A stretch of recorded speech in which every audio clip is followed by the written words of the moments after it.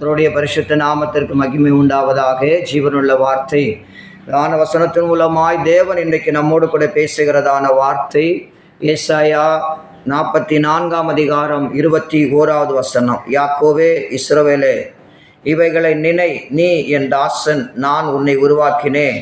நீ என் தாசன் இஸ்ரவேலே, நீ என்னால் மறக்கப்படுவதில்லை. ஆமேன், ஹல்லேலூயா.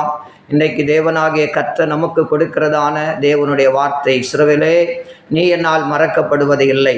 ஆமேன், அல்லேலூயா, ஸ்தோத்திரம். இந்த உலகத்தில் நான் நம்புகிறதான மனிதர்கள், நாம் அநேகருக்கு உதவி செய்கிறதான மனிதர்கள் எல்லாருமே இந்த உலகத்தில் ஸ்தோத்திரம் நம்மை மறந்து போவார்கள். சொந்த பந்தங்கள் நம்மை மறந்து போவார்கள். நம்மோடு கூட பிறந்தவர்கள் மறந்து போவார்கள். நமக்கு இருக்கிறதான உற்றார் உறவினர்கள் மறந்து போவார்கள்.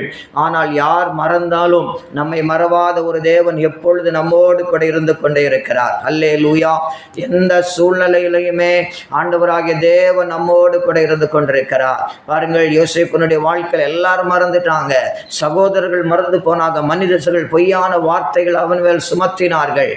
ஸ்தோத்திரம். ஆனாலும் அவன் எந்த இடத்திலையுமே சோர்ந்து போகாதபடி இருந்தபடியினாலே தேவன் அவனுக்கு கொடுத்ததான வாக்குத்தத்தத்தை, தேவன் அவனுக்கு கொடுத்ததான தரிசனத்தை ஆண்டவராகிய தேவன் நிறைவேற்றினார். இதே போல கேட்கிற அன்பான தேவனுடைய பிள்ளைகளை, வேதத்தில் நீங்கள் வாசிக்கும் பொழுது சொல்லப்படுகிறது, அவன் எந்த இடத்துல இருந்தாலும் தேவனாகிய கர்த்தர் யோசேப்போடு கூட இருந்தார்.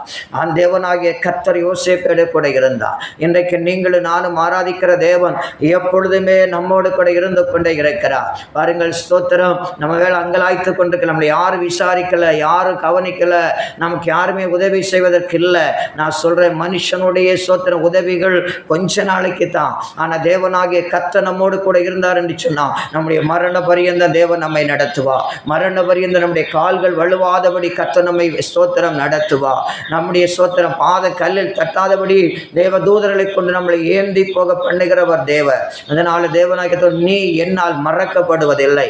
எந்த சூழ்நிலைகள் வந்தாலும், எந்த போராட்டங்கள் வந்தாலும், எந்த பிரச்சனைகள் வந்தாலும் அவைகள் எல்லாவற்றிலிருந்து நம்மை தூக்கி எடுத்து நமக்கு ஒரு ஜெயத்தை கொடுத்து நம்மை ஒரு புது மனுஷனை மாற்றி அதே ஸ்தோத்திரம் விழுந்து போனதான இடத்துல மறுபடியும் நம்மை நிலைநிறுத்தி ஸ்தோத்திரம் மறுபடியும் நமக்கு உதவி செய்து நம்மை பாதுகாத்து அதே இடத்துல அநேகருக்கு ஆசீர்வாதமாய் வைக்கும்படி ஆண்டவராகிய தேவன் உண்மை உள்ளவராய் நம்மோடு கூட இருக்கிறார். நீ என்னால் மறக்கப்படுவதில்லை. அந்த மறவாத தேவன் நம்மோடு கூட இருக்கிறார். எந்த சூழ்நிலையிலையுமே சோர்ந்து போகாதீங்க.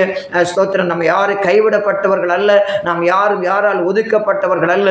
நம்மோடு கூட எப்பொழுதுமே நம்மை நினைத்திருக்கிற ஒரு தேவன் நமக்கு இருக்கிறார். நம்மை பாதுகாக்கிற ஒரு தேவன் இருக்கிறார். அந்த தேவ சமூகத்தில் ஒவ்வொரு நாளும் நம்மை கர்த்தருடைய கரத்தில் ஒப்பு கொடுப்போம். கர்த்தர் நிச்சயம் நம்மை ஆசீர்வதிப்பாராக.